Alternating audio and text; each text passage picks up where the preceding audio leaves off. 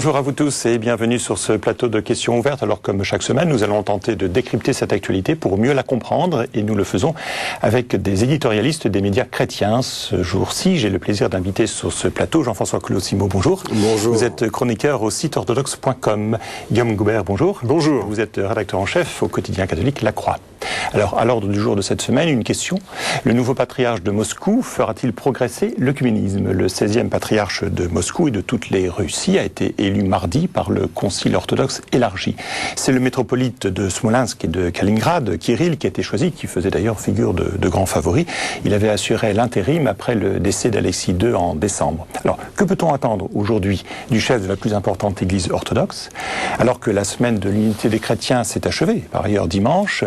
Entre catholiques et orthodoxes, est-ce que ces rapports s'améliorent? Et plus généralement, est-ce que l'œcuménisme progresse entre les diverses confessions chrétiennes?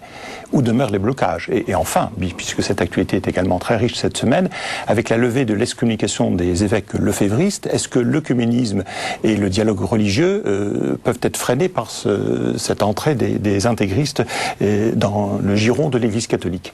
Alors, je vous propose de regarder quelques images pour commencer cette émission de l'élection du patriarche orthodoxe Kirill que nous allons commenter ensemble. Nous allons regarder ces images qui sont de l'agence H2O News. Voilà, donc Jean-François Colosimo, c'est un concile élargi, c'est-à-dire qu'il mêle à la fois des popes, des religieux et des laïcs, des délégués laïcs, c'est bien cela? Ça correspond en fait aux dispositions du concile de 1917 qui anticipait pas mal dans l'esprit le concile catholique de Vatican II, qui correspond à l'idéal de sobornos, de communion.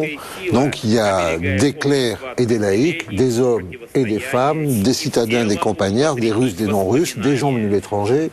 Le diocèse du patriarcat de Moscou de France a envoyé 3 ou 4 délégués là-bas, n'est-ce pas? Et c'est l'idée essentielle en fait, une idée très orthodoxe, que la vérité de l'Église, le magistère de l'Église se tient dans le peuple de Dieu réuni, dans cet idéal de communion où tous sont représentés. En fait, c'est le premier patriarche élu depuis la guerre. Non, bien sûr que non. Et en fait, l'histoire du patriarcat est compliquée. Le patriarcat de Moscou a été érigé au XVIe siècle par le patriarcat de Constantinople, qui est l'église mère de toutes les églises orthodoxes, n'est-ce pas? Et il a été décapité sous Pierre le Grand, qui avait fait de l'église russe, en fait, une espèce d'église sur un modèle luthérien, gouvernée par un ministre laïque des cultes, l'Oberprokurator, parce que Pierre le Grand, évidemment, voulait avoir une église à sa main. Mais dès que la révolution est arrivée en 1917, l'église a profité de la tourmente révolutionnaire pour restaurer ses droits, pour se séparer du politique, et le patriarche Tikhon, devenu depuis martyr et saint, a été élu. Il est mort sous les bolcheviks. Le patriarcat a encore été interrompu. Il a été restauré sous Staline pour des raisons patriotiques de rassemblement devant l'invasion nazie. Et ensuite, on a eu 3 patriarches. Pimen, qui a été le patriarche de la stagnation sous Brejnev. Alexis II, qui vient de mourir donc, et qui a été élu patriarche en 1991. Et aujourd'hui Kirill, mais on peut dire qu'avec l'élection plus démocratique en quelque sorte pour Kirill que les précédentes? Oui, je crois pas que ce soit un idéal démocratique si on entend la démocratie au sens parlementaire.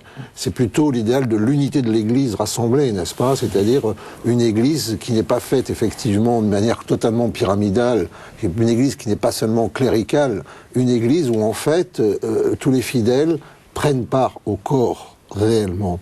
Donc on peut dire que l'élection de Kirill, elle marque quoi? Elle marque le retour définitif de l'orthodoxie sur la scène de l'histoire. Alors, il a été élu par 508 voix sur 677 suffrages exprimés, contre donc son concurrent, 169 voix au métropolite Clément de Kalouga. Alors, est-ce qu'on peut dire que d'une part, cette élection est sans surprise, et d'autre part, que c'est le moins conservateur des deux qui a été élu? Oui, alors, elle n'est pas sans surprise, parce qu'une élection, ça se joue de manière toujours difficile. Le métropolite Cyril avait pour lui d'être le meilleur candidat, parce qu'un homme rompu à la civilisation du dialogue, un disciple de Nicodème Leningrad, l'homme qui avait réouvert dans les années 70 l'église de Russie au monde en dépit de l'oppression soviétique, Nicodème qui est mort dans les bras de Jean-Paul Ier d'une crise cardiaque, n'est-ce pas? Il faut se rappeler de ce geste. Nicodème qui lui-même était déjà très tourné vers l'Occident, très tourné vers Rome, très tourné vers l'œcuménisme. Donc c'est la victoire d'un pari de résurrection, l'élection de Kirill, qui avait en fait été fait ce pari dès les années 70 au pire de l'enfer soviétique. Et voilà que donc Kirill, un homme qui a dirigé le département des affaires extérieures, qui est rompu vraiment aux instances internationales, qui sait ce que c'est que le monde extérieur, arrive enfin au pouvoir. C'est une immense nouvelle pour l'Église de Russie, c'est une immense nouvelle pour l'orthodoxie, et c'est surtout aussi une nouvelle complète pour le christianisme dans son ensemble. Clément était un personnage sans grand intérêt. Il n'avait pour lui que, finalement, la neutralité, voire la docilité, dont il aurait pu faire profiter le Kremlin. Ce n'est pas le cas de Kirill. Kirill est un homme d'église. Il entend servir essentiellement l'Église et son Église. Alors on sait que l'histoire entre les catholiques et les orthodoxes a été plutôt mouvementée ces dernières années. On sait que toute la période du pontificat de Jean-Paul II a particulièrement été difficile dans les rapports avec Alexis II. On sait que Jean-Paul II aurait voulu se rendre à Moscou, qu'il n'y est jamais allé. Est-ce qu'on peut dire aujourd'hui que les rapports entre Benoît XVI et le nouveau patriarche, Guillaume Goubert, sont susceptibles de s'améliorer, vu qu'on part de loin quand même avec ce rapport difficile entre Jean-Paul II et Alexis II? Oui, mais je pense que il y a eu pas mal d'événements qui se sont produits avant même l'élection de Kirill. En tout cas, il y a eu des événements côté catholique. L'élection d'un pape allemand est certainement un facteur plus favorable au dialogue avec l'orthodoxie russe qu'un pape polonais. Il y a des décisions qui ont été prises en termes de personnel à Moscou, où il y avait un évêque catholique d'origine polonaise qu'on a déplacé sur, disons, plus près de la terre de ses ancêtres en le nommant en Biélorussie, et on a nommé à sa place comme archevêque catholique à Moscou un Italien qui est quelqu'un qui a une grande expérience de la diplomatie. Donc du côté catholique, il y a déjà un certain nombre de gestes qui ont été faits pour essayer de rectifier des erreurs qui étaient peut-être plus psychologiques que politiques, qui ont été faites sous le pontificat de Jean-Paul II. Et donc maintenant, l'élection du métropolite Kirill, désormais patriarche, effectivement pose les bases d'un dialogue plus serein entre les deux églises. En même temps, est-ce que ça va changer très vite? Est-ce que ça va aller vite? C'est pas certain. Je sais pas ce qu'en pense Jean-François, mais Kirill est probablement pas non plus complètement libre, je caricature bien sûr, mais de se précipiter à Rome pour aller embrasser Benoît XVI. Tout ça va prendre du temps, chacun de part et d'autre va certainement faire preuve de prudence. Changement dans la continuité ou rupture? Non, enfin, je crois que Guillaume a bien placé les choses. Il y a eu un véritable différend sous le pontificat de Jean-Paul II. Parce que les orthodoxes accusaient les catholiques de vouloir réévangéliser la Russie, c'est ça? Mais il faut savoir que là, on va dans l'histoire longue.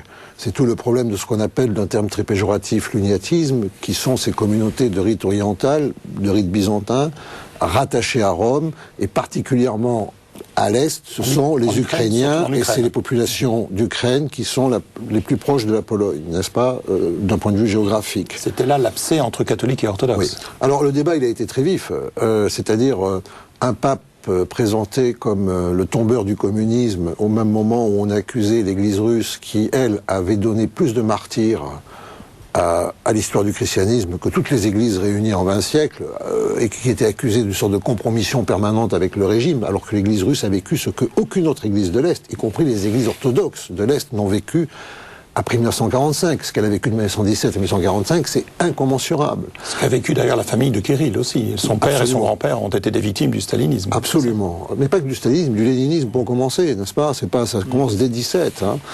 Ensuite, il y avait donc ce problème de l'uniatisme. Et une église russe qui était de Russie, une église orthodoxe qui était dans l'angoisse, n'est-ce pas? Alors certainement, il y a eu des maladresses de la part du Vatican. Guillaume les a énumérées, des nominations, des créations de diocèses. Tout ça alimentait, au fond, la crainte orthodoxe de voir se réveiller une affaire qui pourtant avait été enterrée et qui était celle d'un certain prosélytisme catholique en Russie qui datait du 19e siècle. C'est une affaire éteinte, n'en parlons plus. On n'est pas là pour animer des querelles, mais pour faire un peu d'histoire.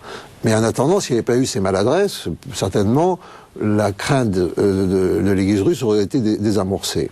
Mais vous voyez, Alexis II, il a dit non à Jean-Paul II, et puis aussi un peu cette fonction d'un pape planétaire qui ne correspond pas du tout à l'ecclésiologie orthodoxe, mais il a dit oui à Benoît XVI. N'est-ce pas? La visite d'Alexis II à Paris, elle était en fait une sorte de pré-visite, ou de pré-rencontre plutôt, entre le pape et le patriarche. Alors, et la visite du cardinal 23 également à Moscou. Absolument. Alors, en fait, je ne crois pas qu'il y aura de visite de Kirill à Rome. Il n'y aura peut-être pas non plus immédiatement de visite de Benoît XVI à Moscou, mais il y aura peut-être une rencontre à Vienne ou à Paris. Il y a 2 villes candidates. Vienne, où il y a le cardinal Schönborn, un éminent théologien qui a l'estime des orthodoxes totalement, et où l'évêque orthodoxe du lieu et Hilarion Alfeyev, qui est l'homme de confiance de Kirill. Mais Paris a ses chances aussi, et il l'a prouvé. Donc voilà, c'est un peu comme pour les Jeux Olympiques. Il y a des candidatures, on va voir comment ça se passe. On parle aussi de Bakou. Ce qui est important à comprendre, c'est que Kirill, de toute façon, il faut le laisser maître de son agenda. Ce qu'il faut qu'il évite à tout prix, parce qu'il a cette réputation d'œcuménisme, elle est fondée, c'est un homme de dialogue, mais comme cette réputation n'est pas que positive en Russie, il ne peut pas commencer par des actes qui apparaîtraient comme des provocations au schisme. Tout le travail d'Alexis II, ça a été de garder l'unité du patriarcat qui connaissait, je dirais, un grand ballottement après le communisme, n'est-ce pas? L'Église russe ne va pas mieux que la société russe. Elle est traversée de courants antagoniques. Un des grands points de Kirill dans sa campagne, ça a été de faire taire le débat entre conservateurs et progressistes, ou si on préfère, intégristes et libéraux, en disant d'une part que la liturgie est intangible, c'est très important, que la tradition des pères, on ne la touchera pas, et d'autre part, malgré tout, qu'il faut une théologie renouvelée, capable de s'adresser à l'homme contemporain, une tradition créatrice. Vous voyez, ça a été un point important. Deuxième point important, neutralité à l'égard du pouvoir politique, mais engagement dans la société. Il a fait bouger les lignes. Laissons-lui le temps de faire bouger les lignes sur l'œcuménisme, sans pour autant que son bateau son navire soit en quelque sorte trop agité par les flots. Alors, Guillaume Gobert, on a l'impression en ce moment, en effet, que le baromètre des rapports entre catholiques et orthodoxes est plutôt sur une voie positive. Est-ce que c'est dû au fait que ce qu'énumérait Jean-François Colosimo, notamment des rapprochements possibles en matière de liturgie, c'est dans l'air du temps, la liturgie byzantine est appréciée notamment dans certains cultes occidentaux. Est-ce que c'est dû aussi au fait que c'est plus facile de se rapprocher des orthodoxes que par exemple des protestants? Objectivement, dans la conception de Rome actuellement, il est effectivement plus facile de dialoguer avec les orthodoxes. Disons, il y a une vieille image qu'on prend souvent, c'est que on est théologiquement proche des orthodoxes et peut-être psychologiquement plus proche des protestants. Mais le fait est que vis-à-vis de... Culturellement, oui. Dans l'idée que la conception romaine de l'Église, c'est effectivement avec les orthodoxes qui se retrouvent le plus facilement. Il y a la même conception des ministères, la même conception des sacrements, alors que on sait bien, là, le cardinal Casper, qui est l'homme de l'œcuménisme au Vatican, a été rencontrer les anglicans l'été dernier. Il leur a dit, je suis désolé, mais l'ordination de femmes comme prêtres et maintenant comme évêques, oui, c'est un obstacle définitif pour une union réelle entre anglicans et catholiques. Donc, alors que traditionnellement, les anglicans ont pensé que ce serait le plus facile de faire l'unité entre les deux églises, car il y avait seulement la question du ministère du pape qui posait problème. Et les rites sont proches. Anglicans catholiques. Les rites sont extrêmement proches, oui. D'ailleurs, beaucoup d'anglicans participent à des célébrations catholiques quand il n'y a pas de paroisse anglicane à proximité. Ils sont tout à fait dans un univers complètement familier.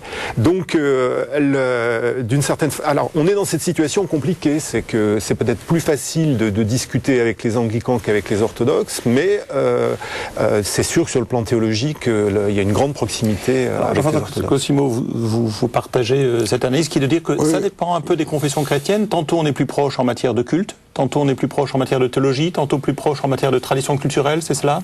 Non, je crois que le débat théologique entre catholiques et orthodoxes repose tout de même sur une même conception de la tradition des pères, des conciles, au moins pour le premier millénaire, ça c'est certain. N'est-ce pas? Les deux problèmes, c'est la conception du salut. Y a-t-il ou non une divinisation de l'homme, qui est un terme qui choque toujours un peu la conscience occidentale, ou est-ce que l'expérience chrétienne relève plus d'une conception intellectuelle et morale, n'est-ce pas? Bon. Et deuxièmement, évidemment, l'Église. Comment l'Église vit-elle? Vit-elle autour d'un ministère essentiel qui s'appelle la papauté ou non? Là, ce sont les deux grandes divergences. Mais il ne faut pas minorer les problèmes que rencontrent lorsque les catholiques et les orthodoxes se rencontrent. Évidemment, chez les catholiques, il y a une tradition de discipline qui est plus grande et les gens qui sont envoyés sont représentatifs de ce que veut Rome. Puisque quand on veut savoir ce que veut le catholicisme, il suffit d'aller à Rome, n'est-ce pas? Dans l'orthodoxie, c'est un peu plus compliqué. Un des empêchements au dialogue catholique-orthodoxe, aujourd'hui, il est à l'intérieur de l'orthodoxie. Il est entre Moscou et Constantinople pour l'essentiel. Sur la question de la primauté. Et entre l'importance dévolue chez les orthodoxes aux églises nationales aussi. Pas simplement, c'est une véritable querelle théologique. Qu'en est-il de la primauté dans l'Église? Pour aller très vite, Constantinople, la Nouvelle Rome, pense qu'il y a une sorte de primauté d'honneur, mais qui était un exercice aussi, et qui est relative. Qu'en quelque sorte, la papauté romaine a quelque peu dépassé et a trop théorisé et a trop judiciarisé, mais qu'elle existe. Et la conception de Moscou, celle que Moscou défend aujourd'hui... Le troisième Rome. Oui, c'est que Constantinople est en quelque sorte en train de réinventer un néopapisme, et que si après tout l'Église russe veut un pape, elle sait où aller, et dans ce cas-là, elle prendra plutôt un professionnel. Donc, c'est vraiment un vrai débat. Je le caricature un tout petit peu gentiment, mais c'était véritablement un débat. Est-ce que les églises sont ontologiquement égales? Est-ce que l'unité de la foi ne préside pas à tous? Et est-ce que finalement, les structures ne sont qu'une manifestation de cette unité? Ou alors, est-ce qu'il y a un ministère de l'unité qui fabrique, qui produit l'unité en quelque sorte? C'est un vrai débat, et à Ravenne, ça a explosé. C'est-à-dire que Constantinople donc et une Rome, rencontre entre catholiques et orthodoxes à Ravenne. le dialogue officiel, le comité vraiment, le haut comité théologique. Constantinople et Rome se sont mis d'accord pour comprendre de manière assez identique l'exercice de la primauté au premier millénaire, ce qui n'engage pas pour le reste, parce que c'est au deuxième millénaire que ça change vraiment. Mais les moscovites ont quitté la salle, ne pouvant pas s'accorder avec l'accord entre Constantinople et Rome. C'est là où on en est, c'est là où Kirill peut agir, c'est là où peut-être il a des solutions. Mais le dialogue des orthodoxes avec Rome passe d'abord par le dialogue entre Moscou et Constantinople. Donc est-ce que ça veut dire, Guillaume Gobert, qu'il y a aussi en effet des problèmes internes à résoudre à chaque confession? On pense naturellement tout de suite chez les catholiques aux problèmes de certains courants, de certaines sensibilités notamment, et lefévristes qui sont relativement, et plus particulièrement, hostiles à l'œcuménisme. Oui, bien sûr, il y a des problèmes structurels qui sont très importants. Je veux dire, au sein de la famille protestante, il y a aussi des différences considérables. Chaque confession a ses intégristes, en quelque sorte? Non, pas forcément intégriste. Souvent, la question se pose dans ces termes-là, mais pas seulement. Je veux dire, entre luthériens et calvinistes, il y a un certain nombre évangéliques. Il y a un certain nombre de différences dans la conception de la vie spirituelle, de la vie ecclésiale, etc., qui sont très fortes, qui sont simplement des cultures différentes, donc qui doivent trouver des modes de dialogue, des modes d'expression communs, etc., mais qui arriveront sans doute jamais à Jean-François l'a dit tout à l'heure, la religion catholique est particulièrement structurée, hiérarchisée sur un mode pyramidal, etc. Donc c'est vrai que chez nous, les questions catholiques, les questions de discipline sont particulièrement à la fois simples et dures. C'est-à-dire quand Benoît XVI, à l'époque, le cardinal Ratzinger, en 2000, vous vous en souvenez, Guillaume Gobert publie ce texte Dominus Jesus, rappelant que l'Église catholique est l'Église mère et que donc on ne peut pas traiter toutes les églises d'égal à égal sœur.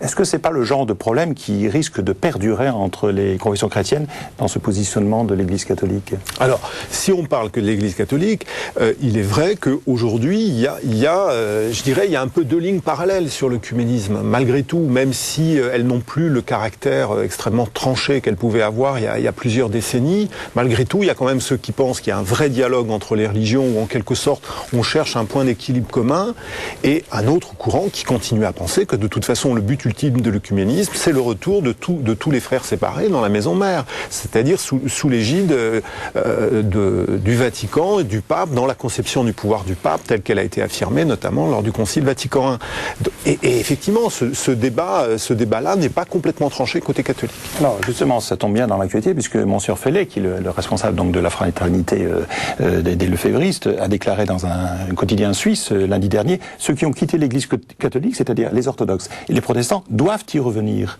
Alors c'est pas le genre de déclaration qui risque de jeter le trouble régulièrement? Je dirais qu'il nous montre l'exemple. Pour commencer, ça veut dire c'est l'exemple qui est formateur, c'est pas c'est pas les intimations. Je savais pas qu'il était dans l'Église catholique pour nous donner des leçons sur ce qu'on devrait faire. Je crois qu'il en est sorti depuis longtemps. La vérité, c'est qu'il y a une ambiguïté derrière tout ça. La véritable ambiguïté, c'est que la conception que les intégristes catholiques se font de la vérité est une conception exclusive. n'est-ce pas, la découverte de l'œcuménisme, je sais pas, ma présence ici en témoigne, c'est que par-delà les différences confessionnelles, voire dogmatiques, il y a malgré tout un même Christ à l'œuvre. Alors comment, pourquoi, après c'est toute une entreprise dogmatique, historique, etc. Mais enfin, et il y a des expériences aussi culturelles de la foi, dans la fécondité culturelle, où on a besoin d'échanger et où on se retrouve parfois ensemble. La grande méprise des intégristes, c'est qu'ils pensent que l'orthodoxie c'est un intégrisme. Mais pas du tout. C'est-à-dire l'Église orthodoxe, elle se reconnaît dans le Concile de Vatican II pour ce qui est de la théologie, n'est-ce pas? C'est pas parce que nous avons une liturgie très longue, très belle et très conservatrice que nous sommes des intégristes. Nous sommes à rebours de ça. La conception de la liberté de conscience, la conception de la vie liturgique, la conception de la foi vécue, la conception de l'expérience personnelle, la conception du lien à l'écriture, toutes ces choses que Vatican II a remises au jour et qui participent de la grande transition indivise de l'Église, pas le traditionnalisme du 19e siècle, pas cette espèce d'affaire de brocanteur où on trouve, comme au marché aux puces, une espèce d'ex-voto et on pense que ça vient de l'Empire romain, n'est-ce pas? Non, la tradition de l'Église, ça n'est pas le traditionnalisme, il n'y a rien en fait de plus contraire à la tradition que le traditionnalisme. Si on ne comprend pas ça, on s'égare. L'expérience que nous faisons dans l'œcuménisme, c'est que, en fait, et dans la société mondialisée, c'est que, en fait, évidemment, les institutions sont dans des dialogues très profonds, qui sont souvent sans effet. À côté de ça, il y a une espèce de circuit international de l'œcuménisme professionnel. Tout ça est assez peu intéressant et marque le pas aujourd'hui. Mais il y a la vérité, simplement de la proximité dans la vie. Cette proximité, Jean-François Colosimo et Guillaume Gobert, donc ça sera un peu ma dernière question, puisque le temps passe. Est-ce que vous avez l'impression que l'œcuménisme sur le terrain progresse? Ou est-ce qu'il y a un rituel d'une semaine de l'unité des chrétiens où on partage la prière, on partage éventuellement des prédicateurs, et point final? Moi, je pense que l'œcuménisme a fait des pas qui sont irréversibles, et notamment, effectivement, dans la vie du peuple de Dieu, où on sait bien quelles sont nos différences, on sait bien quels sont les points sur lesquels on a du mal à se comprendre, mais on vit vraiment beaucoup plus proches les uns des autres. Il suffit pas de remonter très longtemps en arrière pour voir la différence qui est extraordinaire. Donc, bon, bien sûr, on voit bien qu'on arrive à une espèce de noyau dur des différences qui va être beaucoup plus difficile à déplier, mais et ça prendra certainement beaucoup de temps et beaucoup de générations. Mais dans la vie, je veux dire, le rapprochement, il est fait. Il est temps de passer à notre rubrique à la une.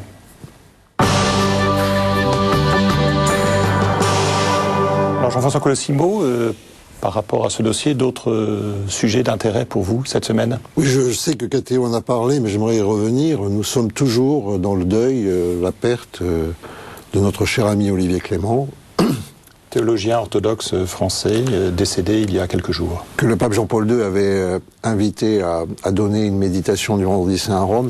Ça n'est pas rien. Enfin, Olivier, c'est exactement ça. C'est un Français qui vient de l'athéisme, qui rencontre le Christ dans l'orthodoxie, et qui ensuite s'engage résolument dans l'œcuménisme au point d'enseigner à l'Institut catholique, à l'école cathédrale, ailleurs, et à témoigner surtout du Christ ressuscité dans le monde d'aujourd'hui et particulièrement à l'égard des jeunes. Nous sommes condamnés à vivre, et c'est une condamnation heureuse, parce que nous sommes condamnés à vivre dans la liberté. Guillaume? Eh ben moi, je voudrais quand même parler de l'affaire des lefévristes, parce que je pense que c'est un événement. Nous, on a constaté que c'est un événement qui secouait nos lecteurs d'une façon étonnante, avec une vague de courriers comme on en a peu connu dans l'histoire du journal. Et vraiment, c'est un événement qui secoue beaucoup. Et je trouve que en même temps, c'est bien. Je veux dire, un certain nombre de personnes qui souvent s'expriment, je pense aux évêques en l'occurrence, qui s'expriment souvent d'une manière prudente, etc. Là, se sont exprimés avec beaucoup de clarté, assez rapidement malgré tout, et donc on vit un événement qui est assez fort sur quelle conception avons-nous de l'Église, où allons-nous, comment recréer l'unité, la fraternité, etc. Je trouve que c'est un événement passionnant. Alors je me propose de prolonger vos propos, Guillaume, avec notre dernière rubrique, en bref.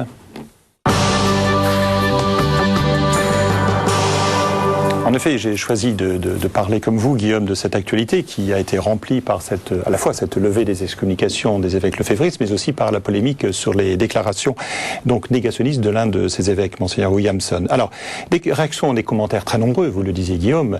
Je retiens ceci. Tout d'abord, la déclaration de Benoît XVI, mercredi, à la fin de l'audience, je le cite, « Je renouvelle avec affection ma solidarité pleine et indiscutable avec nos frères destinataires de la Première Alliance, autrement dit les Juifs, que la Shoah soit pour tous un avertissement contre l'oubli, contre la négation, donc le terme a été bien entendu prononcé, ou le réductionnisme, parce que la violence faite contre un seul être humain est une violence faite contre tous. » Voilà pour la déclaration de Benoît XVI.